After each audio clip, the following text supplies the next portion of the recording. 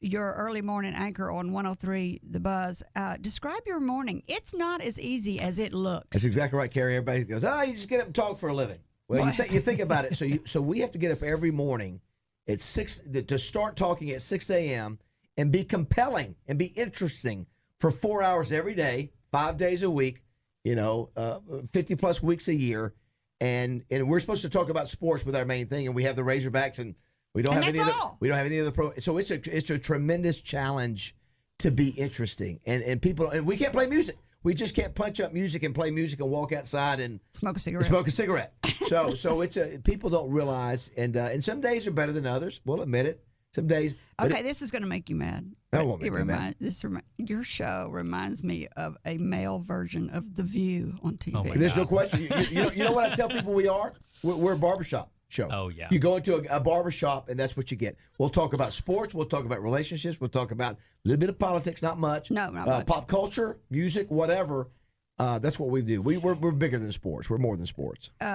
You know what you won't talk about, because I've been on your show with you a couple of times when I have been so angry with the athletic director's choice of football coaches and tried to say negative things about it. And y'all will not talk bad about the Razorbacks ever. Is that like a rule? No, I think that's changed, Kerry, over the years. I think that really has. I think years ago when Coach Burrows was there, if you did not toe the line, you would be out of favor and probably not have the opportunity to have access like you did. Nowadays, it doesn't matter. I mean, I think everybody's fair game and is social media, but I think back then it was like that way. You were very, very, careful not to criticize because it would get back. And I remember Craig O'Neill was doing the PA for War Memorial. Is that why he got kicked out of doing that? Well, Dale Nicholson called Frank Broyles and said, Frank, we're the TV station of the Razorbacks, not Channel 11.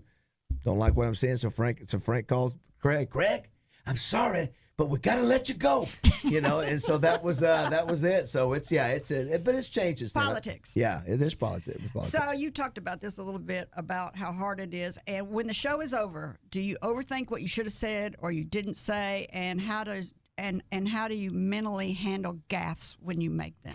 Yeah, I think sometimes gaffes are fun. We like to call ourselves the stupidest show because we're stupid. You call it the no name show. Yeah, the no show with no name. Kerry, you know what? For us, be honest with you.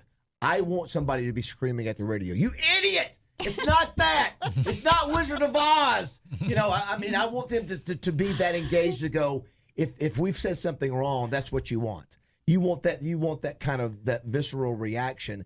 So it's okay if we get it wrong. We like it when we get it wrong. You told a gaffe today because I listened today. What did I say wrong today? No, not you. What? Someone was talking about a gaffe today, which made me come up with this question about a sports announcer on national TV calling a game and asked about his dog. Heard that. Yes, yeah. So those are things you could be. To be honest with you, to me, you've done this long enough. The best things are the things you don't expect, and that turn out to be the most shocker. Those are the things like you look back and laugh at, oh my gosh, did I really say that? Did that really happen? We had a call one time where a guy was waiting on hold for an hour. We went to him.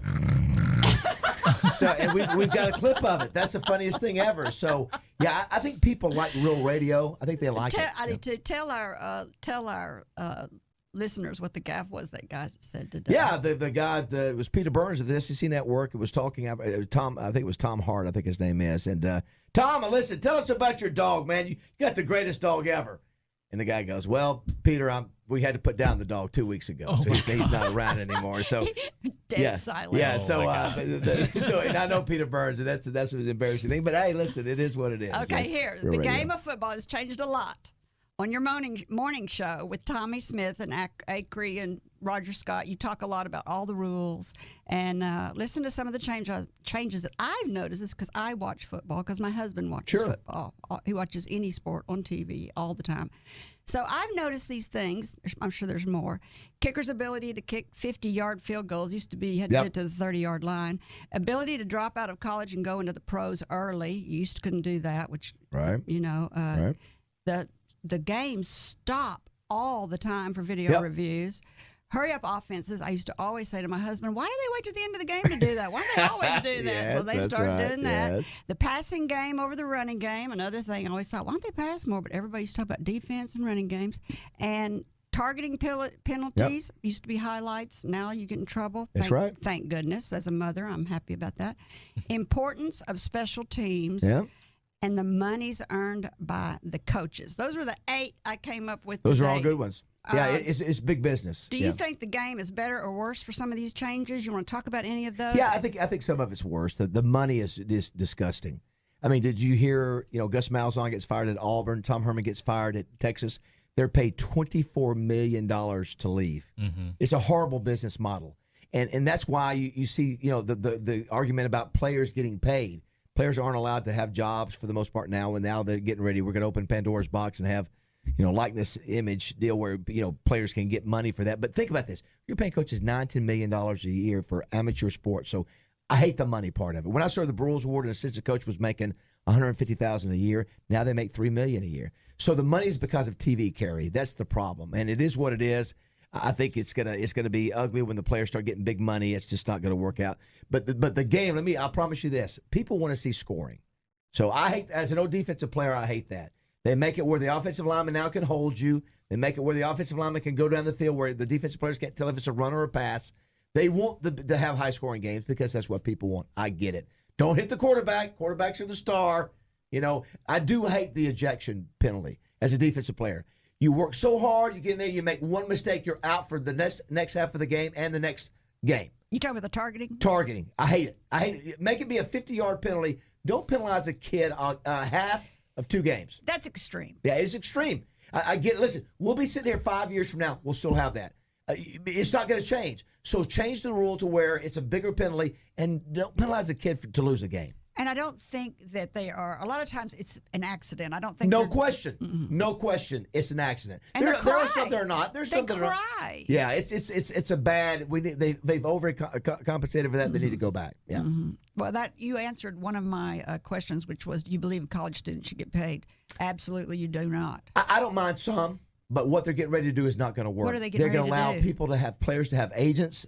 So what's going to happen? So I'm David Bazzel, the agent. I'm going to get this new player out of Central High School, and I'm going to say, Gray, listen, if you let me represent you, I'm going to have you making appearances at Sports Clips, Fletcher Dodge Chrysler Jeep. Now you got to be there after class. Now you got to drive an hour, and you're going to listen. I'm going to make you $10,000 this month. You're going to be driving around in an $80,000 car while that farm family sits up there and pays $100, per ticket. That's right, to get up there to watch you. It's going to be a disaster. It's coming. Like 19. You can't give a 19-year-old. No, it's going to be a disaster. How are they going to have the energy to even play the game if you do all that? Listen, that's exactly. They can barely go to class and go to practice. Yeah. Now we're going to have agents where you're making appearances.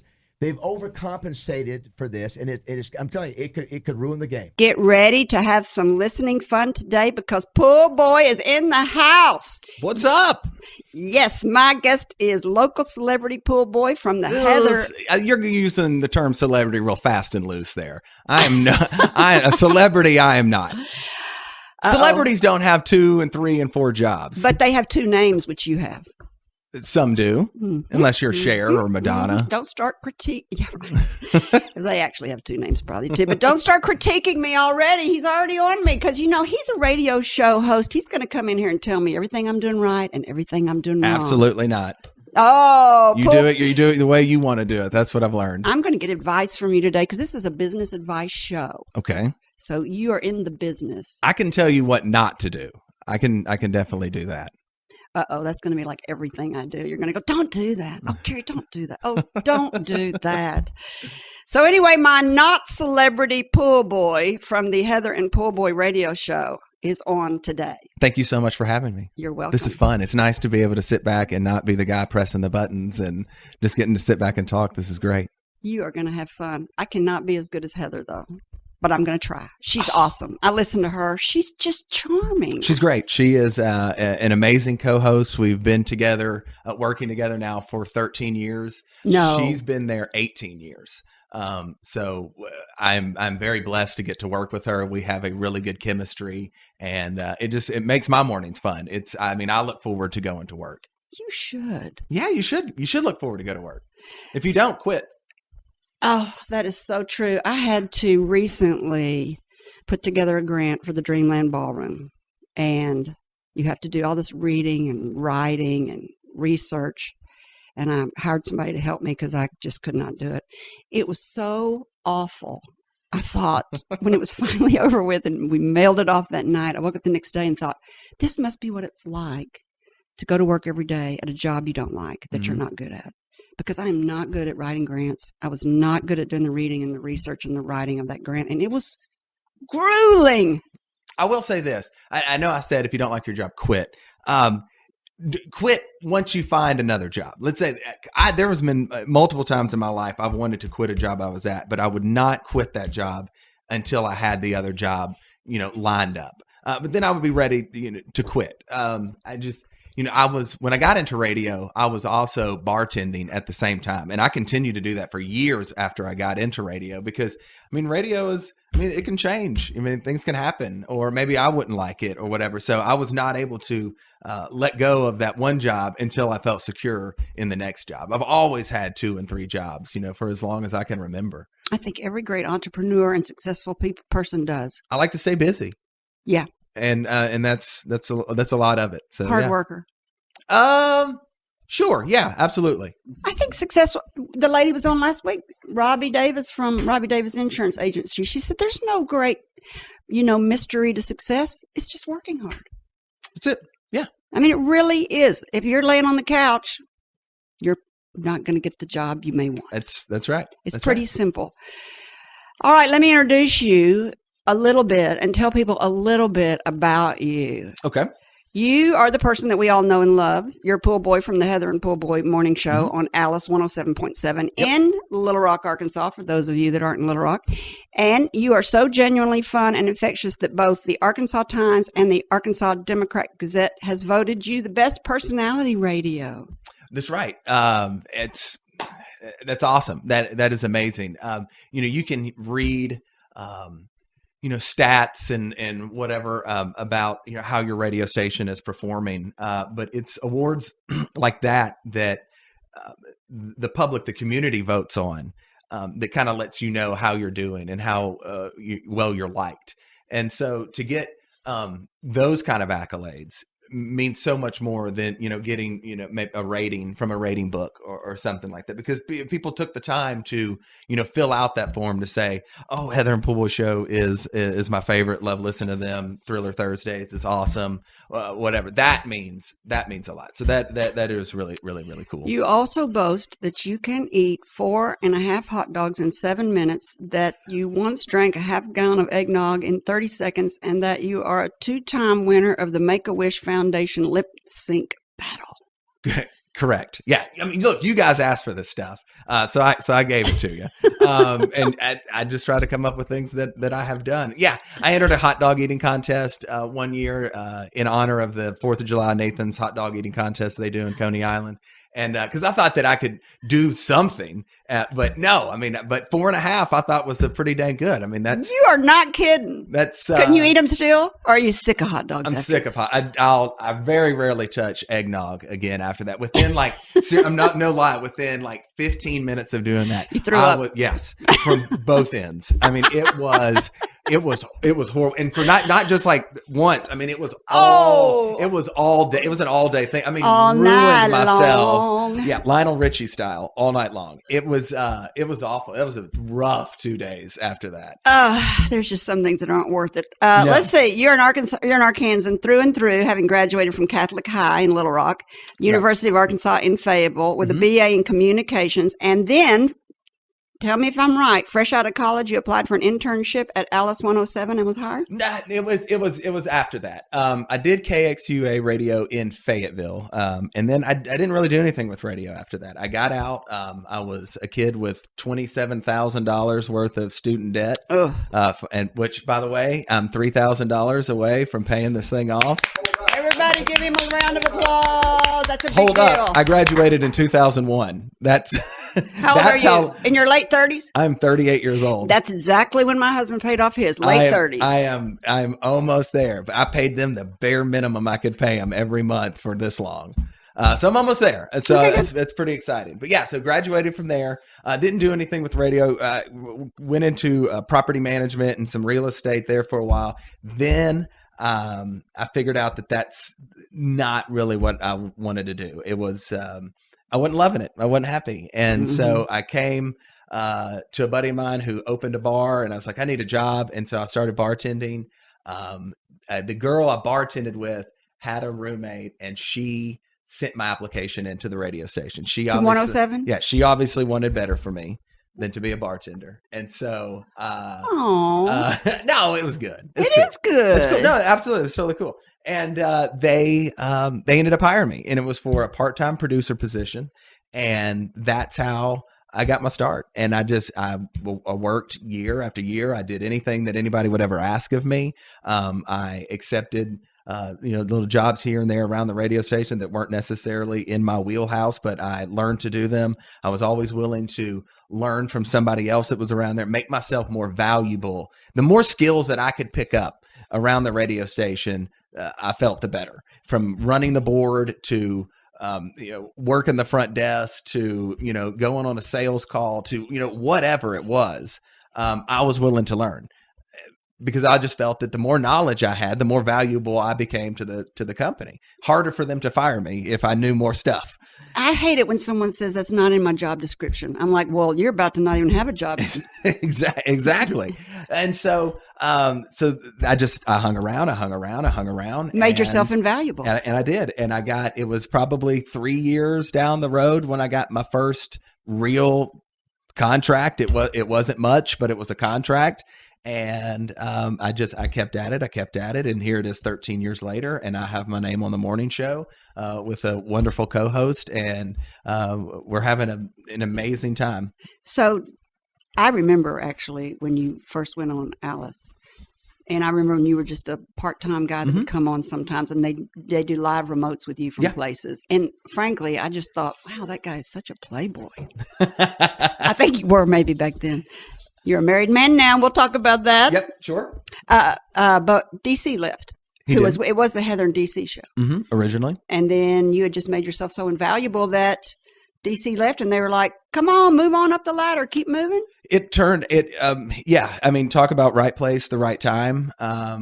Me being familiar with the audience, I think helped and of course played a role in that. And, it was a real blow. But what was a blow? Well, just the mix up, the change up, what was going on. And then everything it changed. And we were kind of in limbo of what was going to happen next. And so, but I was able to jump in and fill the shoes for the time being. And luckily it worked out. And Heather and I have a chemistry. And so you just kind of went in as to fill the shoes while they looked for somebody else? Yeah, that was kind of. And they're like, why are we looking for somebody else? He's so good. Let's just keep him. Sure. Yeah, I guess. Yeah. And I was willing to do it for peanuts. Sometimes you have to start there, but you're not willing to do it for peanuts anymore. That's right. That's the way you have to start out sometimes, though. Is you kind of have sometimes I hear people say, well, I'm not taking that job because, I'm a college graduate and I should be making more than that. And I'm not going to take that job. And I think get your foot in the door. Right. Always just get your foot in the door. Who's the man that owns Brookhouse?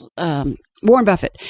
Warren Buffett gave this speech to Harvard. I was watching it one time, and it was a bunch of MBA students from Harvard. And they said, how should we get jobs after we graduate from Harvard?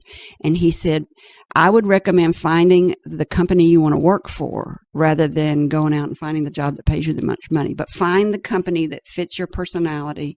Go to that company, get a job. He said, even if it means sweeping the floors at that company, and start working really, really hard until they find out what a star you are, and you will move up the ladder there. Agreed. I thought that was great advice. I don't think that always people do it that way. They come out kind of and they let their ego get in the way, and they're like, I'm not going to take a $8 an hour job. Yeah. I'm worth more than that. Yeah. But I knew that going into the situation. I was not seasoned. I'd never hosted a full morning show, before. I was relatively new to everything. And, but I was willing to do whatever I had to do to do the job. And I was willing to prove myself. I knew that I had it in me. I knew that I could do good things with the opportunity. And so I did. So I just took it and took it. You're one of the few people I know that actually went to school and got a degree in something that they're doing as a career later? Well, I didn't start out doing it that way. I chose communications because it was easy. He's so honest. I love it. I went to college to party. I'm not going to lie. I was looking forward to, I'd been at Catholic High, had my hair cut a certain way, wore the khakis and ties for 4 years, hadn't seen a girl in 4 years. I was ready to go to college and just, live it up. And I was of course I was interested in radio and television and acting and things like that. And communication seemed like a natural fit for me. I figured, hey, this is going to be great. This is going to be a lot of me standing in front of classes and talking at you and doing oral presentations and not writing and doing research and stuff like that. And it was, and that was perfect for me. I could do that all day long. I could stand up in a class and, half hungover and, give you an exam worthy answer. And so it worked out. It worked out for me. If you like this video, subscribe to our YouTube channel by clicking on the picture of Kerry's face in the center of the screen. For more of Kerry's interviews, click either video on the right of the screen. And as always, thank you for watching.